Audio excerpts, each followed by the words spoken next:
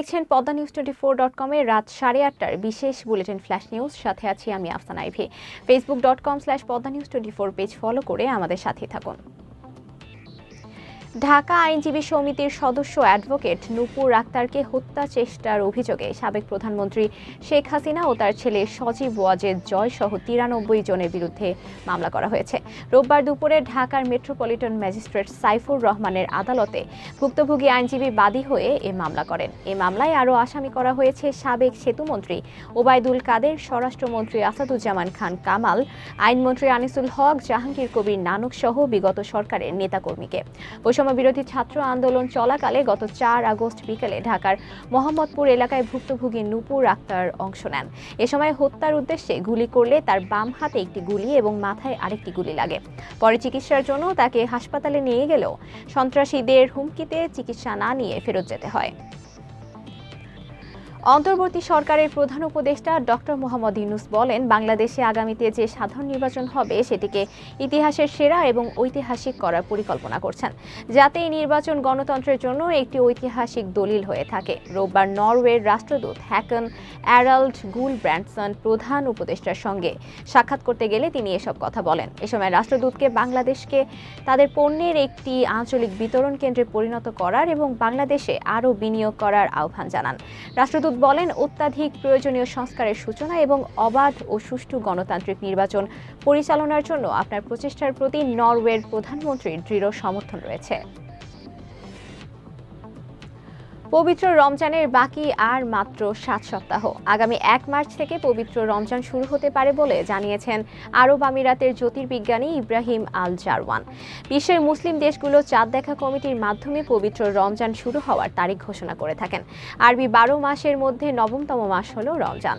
এই মাসটিতে সূর্যোদয় থেকে সূর্যাস্ত পর্যন্ত সব ধরনের পানাহার থেকে বিরত থেকে রোজা রাখেন বিশ্বের সব মুসলিম। এবারের রমজান মাসটি যদি 29 দিনের হয়, তাহলে 30 মার্চ মধ্যপ্রাচ্যের দেশগুলোয় ঈদ উল ফিতর পালিত হবে। অপরদিকে 30 দিনের হলে 31শে মার্চ হবে ঈদ।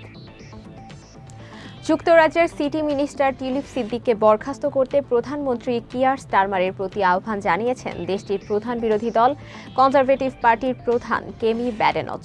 মূলত বাংলাদেশে আর্থিক দুর্নীতির মামলার তদন্তে যুক্তরাজ্যের এই মন্ত্রী ব্যাপক চাপে রয়েছেন। এমনকি দুর্নীতির দায়ে মন্ত্রিত্ব ছাড়তে ক্রমবর্ধমান চাপ রয়েছে টিউলিপের ওপর। বিরোধী দলের প্রধান কেমি ব্যাডেনচের দেয়া টুইটের বরাত দিয়ে রোববার এই তথ্য জানিয়েছে বিবিসি সহ বিভিন্ন আন্তর্জাতিক সংবাদ মাধ্যম।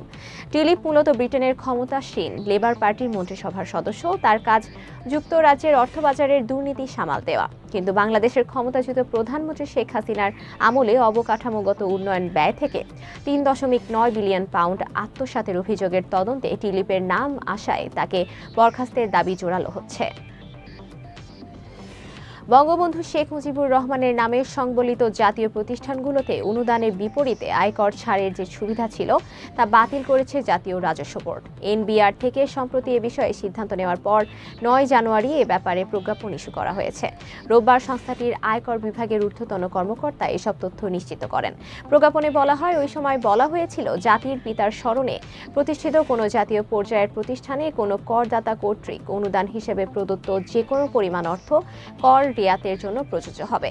সাবেক প্রধানমন্ত্রী শেখ হাসিনা সরকারের 15.5 বছরের শাসনামলে বঙ্গবন্ধুর নামে জাতীয় পর্যায়ের অনেক প্রতিষ্ঠান গড়ে উঠেছিল। এসব প্রতিষ্ঠানে ব্যক্তি শ্রেণীর করদাতারা দান বা অনুদান করলে আয়কর রিয়াত সুবিধা পেতেন। গুরুত্বপূর্ণ সব সংবাদ জানতে poddanews24.com এর বিশেষ বুলেটিন ফ্ল্যাশ নিউজ দেখবেন প্রতিদিন রাত 8:30টায়। ফ্ল্যাশ নিউজ দেখতে ফেসবুকে আমাদের ফলো করুন facebook.com/poddanews24 আর ইউটিউবে সাবস্ক্রাইব করুন youtube.com/poddanews24 চ্যানেলটি। নিয়মিত দেশ বিদেশের আপডেট সব সংবাদ জানতে ভিজিট করুন মাল্টিমিডিয়া নিউজ পোর্টাল poddanews24.com। পরবর্তী ফ্ল্যাশ নিউজ দেখার আমন্ত্রণ জানিয়ে বিদায় নিচ্ছি আমি আফসানা আইভি।